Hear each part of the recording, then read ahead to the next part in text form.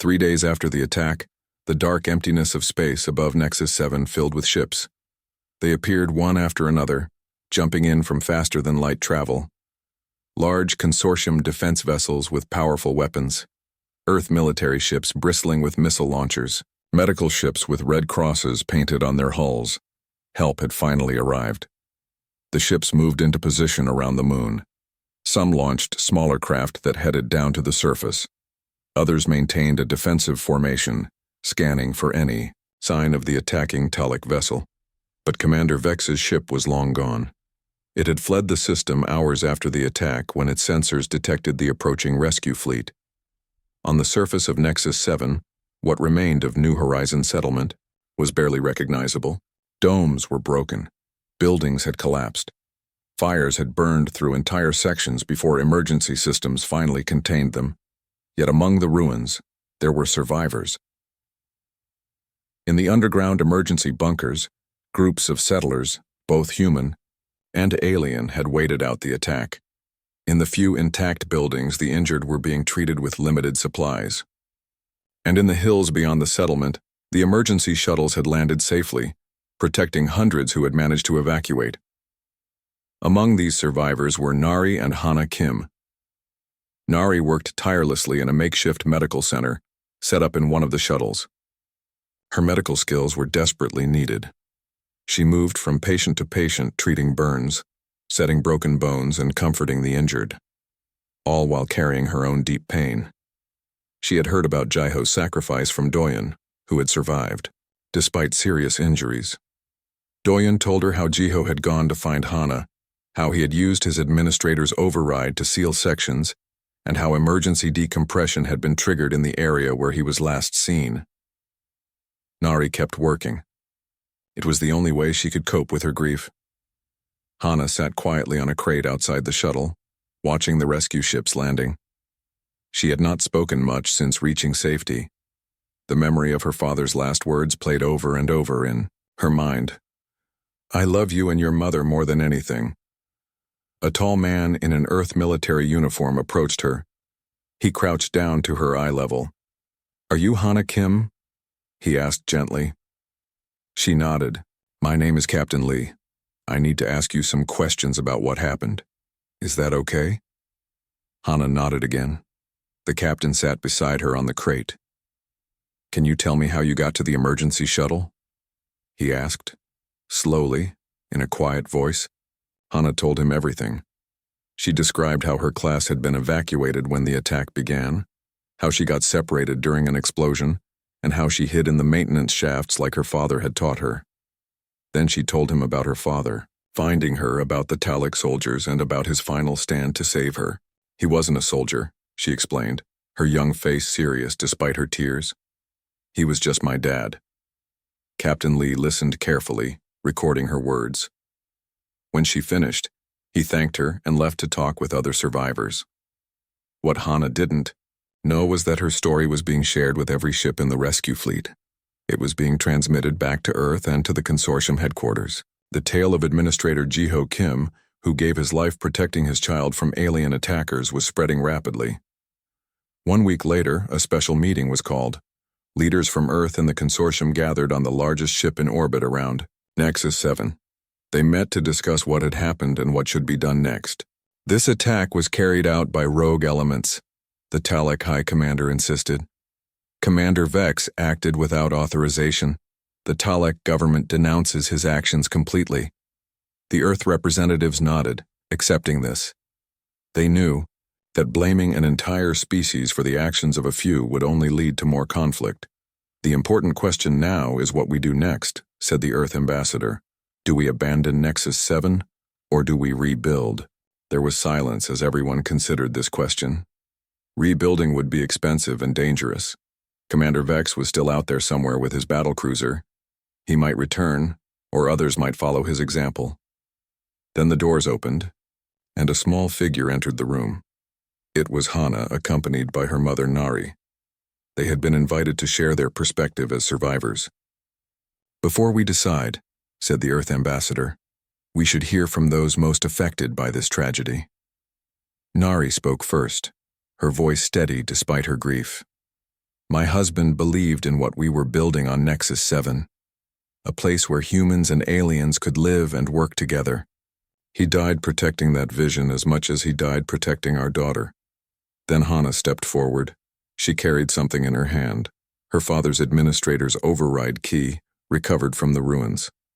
My dad used to take me to the observatory, she said, her voice small but clear in the quiet room. He showed me the stars and told me that one day humans would have friends across all of them. He said we were making history. She looked around at the alien faces, showing no fear. If we leave now, the bad people win, she said simply. My dad wouldn't want that. Her words touched everyone in the room, the simple wisdom of a child, speaking from her heart. 1 year later, a ceremony was held on Nexus 7. The rebuilt settlement, now called Kim's Horizon, was officially opened. It was larger than before, with better defenses and stronger shields. More humans had come from Earth. More aliens had joined from various consortium worlds. In the center of the new settlement stood a memorial. It showed a human figure with an outstretched hand reaching toward the stars. Around the base were the names of all who had died in the attack, human and alien alike. Nari and Hannah stood before this memorial as the ceremony ended.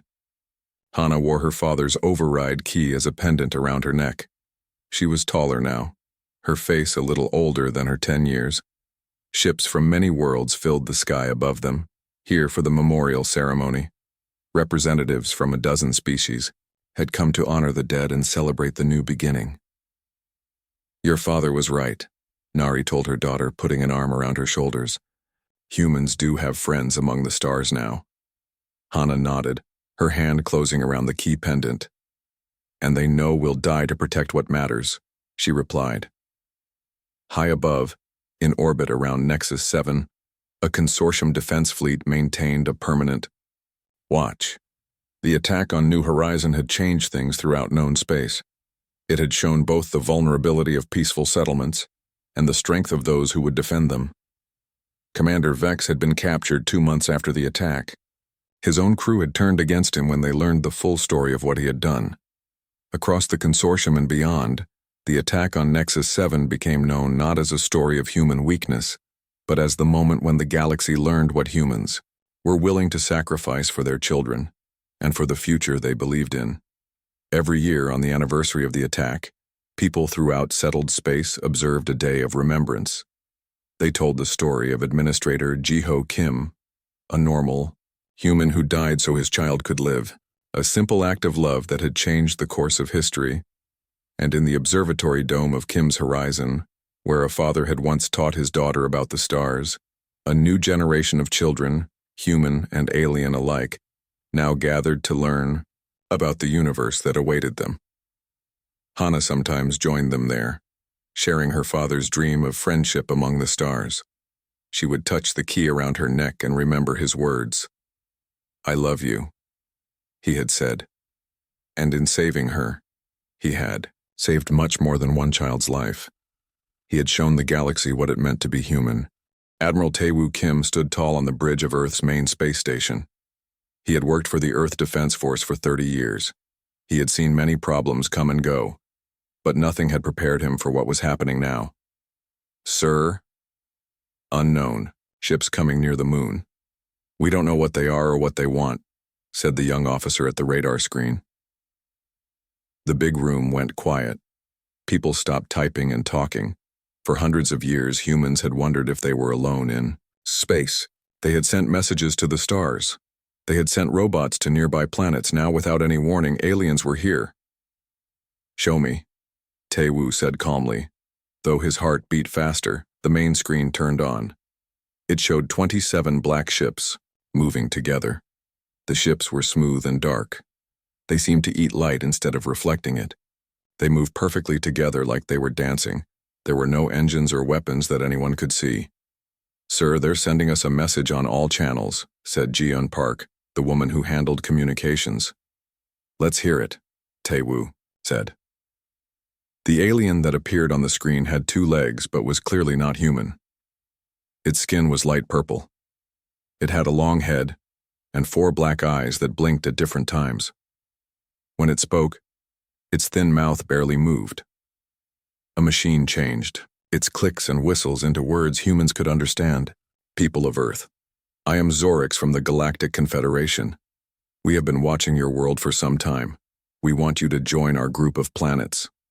Taewoo looked at his friend Colonel Hyun-ki Choi. They both felt something was wrong. This didn't feel like a friendly visit. Zorix, Taewoo said, we are happy to meet you. Earth would like to talk about becoming friends. But why did you bring so many ships? Our computers count 27 vessels. The alien's eyes blinked, one after another. This is normal when we visit new worlds, Admiral Kim. Space can be dangerous. Surely you understand why we need protection when meeting new species. Yes, I understand, Taewoo said politely. At the same time, he used hand signals to tell Colonel Hyun-ki to get Earth's defenses ready, just in case. We would be happy to welcome a few of you to Earth to talk. No need for that, Zorix said. Our rules say your people must come to our main ship. We will send you the meeting place soon. After the aliens stopped talking, everyone on the bridge started speaking at once. I don't trust them, Ji-yoon said, looking at information about the alien ships. Their ships are lined up like they're ready to attack, not like they're here to make friends. Colonel Hyun-ki frowned. And they knew your name, Admiral. They've been watching us closer than they said. Taewoo looked at the frozen picture of Zorix on the screen. Call the president and send a message to Captain Ha-jun Kang. The mining fleet leader? Ji-eun asked, confused. Yes, Taewoo said quietly. Tell him to start Protocol Omega just in case. On the main alien ship, military strategist Vexor walked up to Zorix after they finished talking to Earth. The humans reacted just as we thought they would. Vexor said, they're suspicious but also curious. All simple species act the same way, Zorix said, closing his inner eyelids in what his people saw as a smile. They'll send people to our ship, trying to look strong while gathering information. Once they're on board, we'll tell them what will happen. What if they say no? Zorix pointed to the screen showing Earth, blue and green in the darkness of space. Their weapons are nothing compared to ours. They have a few space stations, a small base on their moon, and simple ships that barely leave their planet. Taking over will be easy, just like with all other level 3 worlds we've found. Vexor tilted his head. Our spies report strange activity in the outer parts of their solar system. They're taking a lot of resources from the big gas planets. Just mining, Zorix said, waving his hand dismissively. All developing species take resources from their system before they learn to travel faster than light. It's not important. If you say so, Vexor replied, but his inner eyes stayed open, showing he wasn't completely convinced. Back on Earth, President Yoon Cho called an emergency meeting. The room was filled with the most important leaders from around the world. Tell us what we know, Admiral, she said to Taewoo. 27 alien ships arrived 3 hours ago, he explained. They call themselves the Galactic Confederation. They want our representatives to visit their ship to discuss Earth joining their group. Defense Minister Ji Ho-yang frowned. Do we trust them? No, Taewoo said firmly. Their ships are positioned for attack, not for a friendly visit. And they knew my name before I introduced myself. They've been watching us for some time. What are our options? President Yoon-ji asked. We could refuse to meet them, Ji-ho suggested. Then they might attack right away, Colonel Hyun-ki said. If their technology is as advanced as it seems, our visible defenses won't stop them. Visible defenses? The president asked, raising an eyebrow. Taewoo took a deep breath. Madam President, it's time to tell you about Protocol Omega. The secret program you've been funding for 20 years? She asked. I was briefed about it when I took office, but I was told it was a last resort. It is, Taewoo agreed. For 20 years we've been building in secret. What these aliens can see is just what we want them to see. A few space stations, some moon bases, simple ships. He pressed a button, and a hologram appeared showing the entire solar system. Small dots of light appeared all around Jupiter, Saturn, and even as far as Neptune and Uranus. What are those? Jiho asked, eyes wide. Our real fleet, Taewoo said, simply. Hidden among the mining operations. Captain Hajun Kang doesn't command miners, he commands our most powerful warships, disguised as ordinary work vessels. The room was silent as everyone understood what this meant. So what do we do? President Yoonji finally asked. We send a small team to their ship as they asked, Taewoo said. But we also get ready. If they threaten Earth, we show them they've made a big mistake. Let's hope it doesn't come to that, the president said. But if it does, are we ready, Admiral? Taewoo nodded once, his face serious. They think they're meeting a simple, young species that just learned to leave its planet. They have no idea what we're really capable of. Very well, President, Yoonji said. Choose your best people for the meeting, and may heaven help us all if this turns into humanity's first interstellar war. 3 days after the alien ships arrived, Earth sent a small team to meet with the aliens. The team had 3 people: Ambassador Daehyun Ryu, who had studied alien life for many years, Dr. Subin Kwan, who was Earth's best language expert, and Major Young-ho Park, a soldier who could fight well if there was trouble. Their small ship flew towards the biggest alien vessel. Through the windows, Earth looked small and blue in the distance. Daehyun tried to look calm, but his hands were shaking slightly. Remember our mission, he told his team. We learn what they want. We find out how strong they are. We don't promise anything. The small ship docked with the alien vessel. As the doors opened, the 3 humans saw the inside of an alien spaceship for the first time. The hallways curved strangely and seemed to glow from within. The air smelled like metal. Welcome to the Celestial Dominance, said Zorix, who was waiting for them with 4 guards holding weapons. We are happy you came quickly. The people of Earth want peace, Daehyun said with a small bow. We bring greetings from our leaders. Zorix led them through long hallways. Other aliens moved out of the way as they passed. The humans noticed that the aliens looked at them in ways that didn't seem friendly. They entered a big room with a window showing Earth in the distance. Several other aliens were sitting at a curved table. Before we begin, Zorix said, I need to explain how the Galactic Confederation works.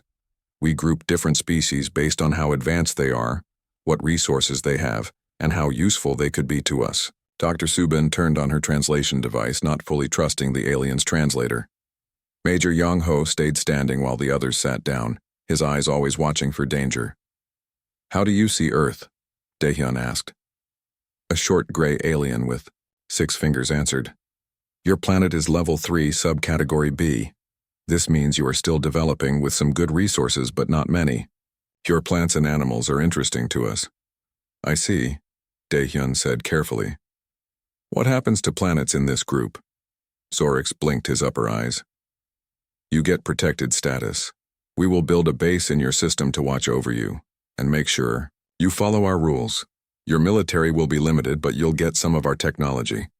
In exchange, you will give us resources and biological samples. Major Young-ho stiffened. Samples? Your species has interesting genes, the gray alien explained. Don't worry, we won't hurt anyone, we just need some tissue samples for our research. Daehyun kept his face calm, but inside he understood what was happening. Earth wasn't being invited to join an equal partnership. They were being taken over. Our government needs time to think about this, he said. We weren't expecting such a complete arrangement. Think? Zorix's voice got sharper. Maybe I wasn't clear, Ambassador. This isn't a negotiation. The Confederation has classified your world. We are telling you your status as a courtesy. Dr. Subin leaned forward. With respect, Delegate Zorix, Earth rules itself. Any agreement must be accepted by both sides. The room got tense. Major Young-ho's hand moved closer to his hidden weapon, and the alien guards noticed. Your understanding doesn't matter, Zorix said flatly. Fighting back would be stupid. We've taken over hundreds of worlds. Some needed to be shown our power before they accepted their place. We hope Earth will be smarter. Daehyun looked at his teammates. Their hidden devices were sending everything back to Earth.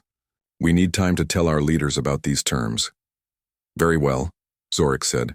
You have one Earth day to give us your planet's answer. You will stay on our ship during this time." As they were led to their rooms, which were clearly nicer looking, "Prison cells," Dr. Subin whispered to Dae-hyun. "Did you notice how they keep talking about our ability to fight back? They're trying to figure out how strong we are." "Yes," the ambassador whispered back. "And they're really underestimating us from what I can tell." Major Yong-ho spoke very quietly. "I hope Admiral Kim got our message. If these aliens are planning what I think they are, we need Protocol Omega started right away." Back in Earth's big underground command center, Admiral Tae-woo watched the secret video from the ambassador's hidden camera. His face was grim. "So that's their game," he said, to President Yoon-ji. "They don't want allies, they want subjects." "Can we fight them if we have to?" she asked. Tae-woo brought up a display showing the solar system. "Madam President, 20 years ago we started preparing for this exact situation. When we first picked up strange signals from distant stars, we knew we might not be alone, and we knew not all aliens might be friendly." He zoomed in on Jupiter and its moons. "The Confederation sees mining operations there, nothing more, but each of those miners is actually a warship in disguise.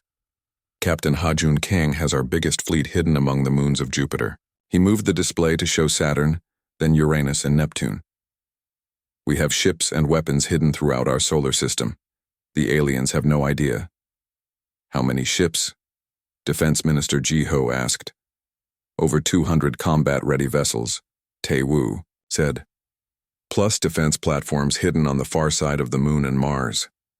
President Yoon-ji looked shocked. "How did we build all this without the public knowing?" "The space mining program was real," Tae-woo explained. "But it had two purposes. For every ton of minerals sent back to Earth, another ton went to secret shipyards. The public thought we were just building mining equipment. We were actually building a navy." "What's your assessment of the alien technology?" Ji-ho asked. "Colonel," Hyun-ki stepped forward with a report. "Based on the scans from our delegation's hidden devices, their ships are advanced, but not as advanced as they want us to think. Their weapons are maybe 20 years ahead of our public technology." "And our secret technology?" the president asked. Tae-woo allowed himself a small smile. "Equal or better, Madam President. They think they're dealing with a simple planet that barely has space travel. They have no idea what we've been building in the shadows of the gas giants." "So what do we do?" President Yoon-ji asked. "Show our hand?" "Not yet," Tae-woo said. "Let's see what they do when our ambassadors stall for time. But I recommend putting the Jupiter fleet on high alert. If these aliens try anything against Earth or our people on their ship, we'll show them they picked the wrong planet to bully." On the alien command ship, Science Officer Mirix was confused by what she was finding. "Delegate Zorix, I've been studying the humans' technology and something doesn't make sense," she said. "What is it?" Zorix asked, not very interested as he prepared for the next meeting. "Their technology level is uneven," Mirix said. "Their spaceships are simple, using chemical rockets and basic metals, but their computers, especially their artificial intelligence and data processing, are surprisingly advanced." Military strategist Vexer joined the conversation. "What are you suggesting?" "I'm not sure," Mirix admitted. "But it's strange. Most species develop technology in a predictable pattern. The humans seem to have focused on certain areas while appearing backward in others." "Maybe they're just strange," Zorix said dismissively. "Each species has its quirks." "There's more," Mirix continued. "Those mining operations in their outer system are extensive. The energy readings are higher than needed for simple resource extraction." "What are you saying?" Zorix demanded, now paying attention. "I'm saying—" Mirix hesitated. "I'm saying maybe we should be careful. Something doesn't feel right about this planet." Vexer looked thoughtful. "The humans' representatives were too calm when you told them our terms. Most level 3 species panic when they learn they're being incorporated into the Confederation." "You're both overthinking this," Zorix said. "They're primitive. Their most advanced weapons are nuclear bombs and simple laser systems. They have no energy shields, no faster-than-light travel, Nothing that could threaten us. As you say, Delegate, Mirix replied. But she went back to her instruments, still troubled by what she was seeing. In the corner of her screen, a small alert flashed. Unusual energy signature detected near Jupiter. She hesitated, then dismissed the alert as a sensor error. Youngmin Lee, chief engineer of the UED lunar facility Artemis base, had been working without sleep for 36 hours straight. When Admiral Tae Woo had initiated Protocol Omega, every military and civilian space asset in the Sol system had been placed on high alert. "Status report on the defense grid," demanded Colonel Minseo Jang, the base commander, as she entered the control center. "Lunar defense batteries are online but inactive," Youngmin reported, eyes fixed on his console.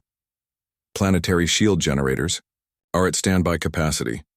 Earth's orbital platforms show green across the board." Minseo nodded grimly. "And the others?" Youngmin glanced around before lowering his voice. "Captain Ha-jun reports the Jupiter fleet is maintaining communications blackout as ordered. The Saturn contingent has gone dark as well. Uranus and Neptune mining divisions acknowledge the protocol and await further instructions." "Good," Minseo said. "What's the status of our guests?" A tactical officer reported. "The alien fleet remains in high Earth orbit. Their energy signatures indicate weapon systems are powered but not targeting. They appear to be waiting for the delegation's response." Minseo stared at the holographic display showing the alien vessels positioned above Earth. "What's your assessment, Engineer Lee?" Youngmin hesitated. "Their technology is advanced, certainly. The hull composition alone is beyond our current manufacturing capabilities. But what? Their formation is sloppy," he said, pointing to the display. "They're positioned for intimidation, not combat efficiency, and their energy signatures are oddly consistent. No fluctuations, no peaks or valleys you'd expect from truly advanced systems. It's almost like what? Like they're not as advanced as they want us to believe," Youngmin concluded. Minseo's expression darkened. "Or they don't consider us enough of a threat to deploy their best technology." "Maybe," Youngmin conceded. "But something doesn't add up. Why send 27 ships for a diplomatic mission to a supposedly primitive world?" Before Minseo could respond, a communications officer interrupted. "Colonel, encrypted transmission from the delegation. Ambassador Daehyun reports they're essentially being held captive. The aliens are demanding Earth submission to protected status within the Confederation." "Protected status?" Minseo scoffed. "A fancy term for colonization." "There's more," the officer continued. "Major Yong-ho managed to scan their vessel during the tour. Their weapon systems appear to be phase shift disruptors, similar to what we've been developing but more refined. Their defense shields are impressive but operate on principles we understand." Minseo and Youngmin exchanged significant looks. "So they're not gods," Minseo said quietly. "Just bullies with better technology. Admiral Tae Woo needs to see this. Taita immediately," Youngmin urged. Aboard the Confederation ship, Science Officer Mirix reviewed the scans of Earth's defenses with growing confusion. "Delegate Zorix, I've completed my analysis of the humans' military capabilities," she reported. "And?" Zorix prompted, his attention focused on preparations for the subjugation announcement. "It's puzzling," Mirix admitted. "They have orbital defense platforms as expected, and a small lunar base with minimal weaponry. Their planetary vessels are primitive, chemical propulsion, no energy shields, basic kinetic weapons." "As expected for a Level 3 civilization," Zorix noted dismissively. "Yes, but..." Mirix hesitated. "Our deep space scans detect significant activity around their outer planets. Energy signatures, material extraction operations far beyond what their technological level should allow." For the first time, Zorix showed genuine interest. "Explain." "They're harvesting resources at an industrial scale from the gas giants and their moons. The operations are sophisticated, automated extraction facilities, processing stations. But, strangely, we detect no military presence protecting these valuable assets." Military strategist Vexer, who had been listening silently, finally spoke. No species leaves valuable resources unprotected unless… Unless what? Zorix demanded. Unless those aren't their only defenses, Vexer finished grimly. One standard Earth week after the Confederation fleet hastily departed the Sol system, the Galactic Council convened an emergency session. The chamber, normally filled with the quiet confidence of the galaxy's ruling species, now buzzed with anxious whispers. Supreme Counselor Zyrax, who had overseen the Confederation's expansion for 3 centuries, called the session to order. We are gathered to address the unexpected development regarding the Sol system and its dominant species. Delegate Zorix stood before the council, his once proud posture now diminished. My initial assessment of Earth as a Level 3 civilization was inaccurate. When challenged, they revealed military capabilities far beyond our intelligence estimates. How far beyond? Demanded Counselor Thrix from the Orion sector. Zorix hesitated before answering. Their offensive capabilities matched or exceeded our expedition fleet. Their defensive systems were unlike anything we've encountered. But most concerning… He paused, clearly reluctant to continue. Speak freely, Delegate, Supreme Counselor Zyrax commanded. Most concerning was what they didn't reveal, Zorix admitted. Our science officer detected energy signatures suggesting technologies we don't possess, and Admiral Kim's parting message was troubling. The council chamber's display activated, showing Admiral Taewu's face as he delivered his final communication. Delegate Zorix, the Confederation's attempt to subjugate Earth has been noted. We have now observed your technological capabilities and diplomatic methods. Earth has no interest in joining an alliance that classifies worlds for exploitation. However, we are willing to establish peaceful relations on equal terms. Be advised. We have shared our findings with several other protected worlds in nearby systems. They were most interested to learn about the true nature of the Confederation. The recording ended, leaving the council in stunned silence. They've contacted our protectorates? Counselor Thrix asked incredulously. 3 systems have already demanded renegotiation of their status, confirmed Foreign Affairs Minister Jexil. They're citing Earth protocols and threatening coordinated resistance if their demands aren't met. Military High Commander Vrex pounded his appendage on the table. This is outrageous. We should assemble the Grand Fleet and show these humans the true might of the Confederation. An unexpected voice cut through the chamber. Science Counselor Mirix, who had served aboard Zorix's command vessel, stood from her observer position. Esteemed counselors, I must caution against military action, she stated firmly. My analysis of human history reveals a species uniquely adapted to warfare. They developed from tribal conflicts to nuclear capabilities in less than 10,000 years, a developmental speed unprecedented in our records. She activated her own data display. More concerning is their response to threats. When faced with existential danger, humans display remarkable unity and accelerated technological advancement. The fleet we encountered was the result of centuries of quiet preparation, all conducted without our knowledge despite our monitoring of their communications and activities. High Commander Vrex scoffed. You suggest we fear them based on a handful of ships? No, Mirix replied calmly. I suggest we fear them based on what those ships represent. Admiral Kim revealed exactly enough power to make his point while keeping their true capabilities hidden. This is not the behavior of a species intimidated by our presence. It is the behavior of a predator warning off a rival. Meanwhile, in the newly established Intergalactic Relations Center in Seoul, Earth's leadership gathered to determine humanity's new path forward. Admiral Taewu presented his report to the assembled officials. The Confederation fleet has withdrawn beyond our long-range sensors. Our delegation has been safely returned. Captain Ha-Jun's fleet has resumed its position in the outer system, though we've maintained enhanced alert status. President Yoon Ji-cho nodded. And the diplomatic situation? Ambassador Dae-hyun stepped forward. We've received communication requests from 17 previously unknown species. 7 were Confederation protectorates inspired by our resistance. The others appear to be independent worlds or small alliances curious about Earth. Dr. Subin Kwan, now appointed as Earth's first xenolinguistic director, added, "Analysis of the Confederation's communication databases, which Major Yong-ho successfully copied during our visit, reveals a galaxy far more diverse and politically complex than the Confederation portrayed. They aren't the only power, merely the most aggressive in this sector." "And Earth's position?" asked Defense Secretary Ji-ho. Admiral Tae-woo brought up a galactic map. "Based on the intelligence we've gathered, we occupy a unique strategic position. The Sol system sits at the junction of three galactic arms, making it a potential trade and diplomatic hub.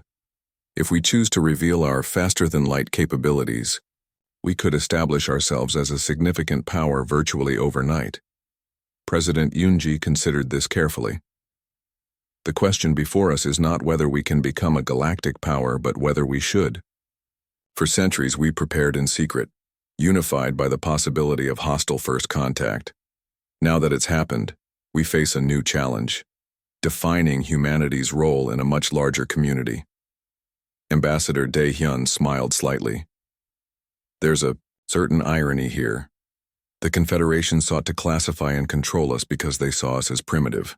In doing so, they revealed themselves as the primitive ones, still thinking in terms of domination rather than cooperation.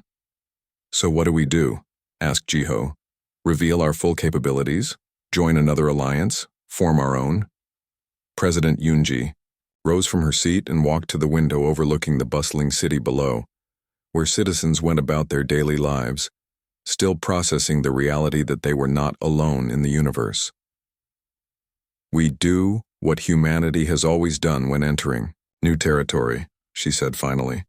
"We explore, we learn, we trade, and yes, we maintain our strength not to conquer but to ensure we're never conquered." She turned back to face the room. "But most importantly, we offer something this galaxy apparently needs. An alternative to the Confederation model. A vision where advancement doesn't require subjugation, where different technological paths are respected rather than classified and controlled." Admiral Tae-woo nodded his agreement. "The Confederation feared us because they couldn't understand us. They saw our hidden fleets and assumed we shared their imperialistic goals. They never considered that we built those ships not to rule, but to prevent being ruled." "Then that's the message we send to the galaxy," President Yoon-ji declared. "Earth stands ready to engage with all peaceful species as equals. We will defend ourselves and others against aggression, and we will share our knowledge with those who wish to learn, not those who demand submission." 6 months later, aboard the newly commissioned diplomatic vessel UES Harmony, Ambassador Dae-hyun Ryu gazed out at the space station, orbiting a neutral world at the edge of Confederation space. Representatives from 23 species had gathered for the first summit of independent worlds. "Nervous?"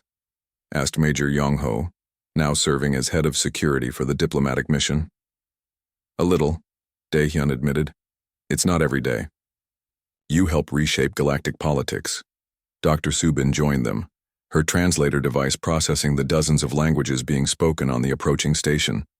"The Confederation representatives have arrived, but they've been relegated to observer status.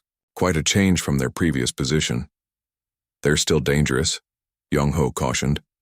"Wounded pride makes for unpredictable behavior." "Perhaps," Dae-hyun acknowledged.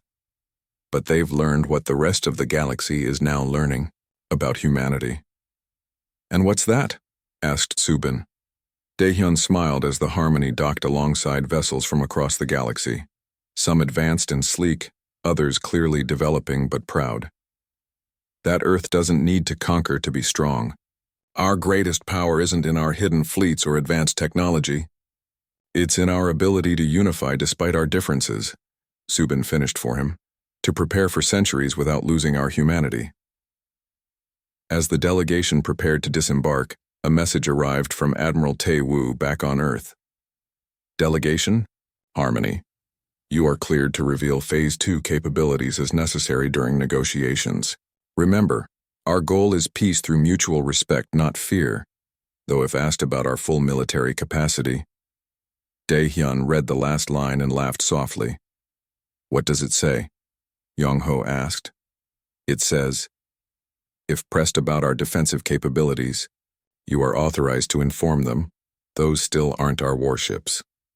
The end.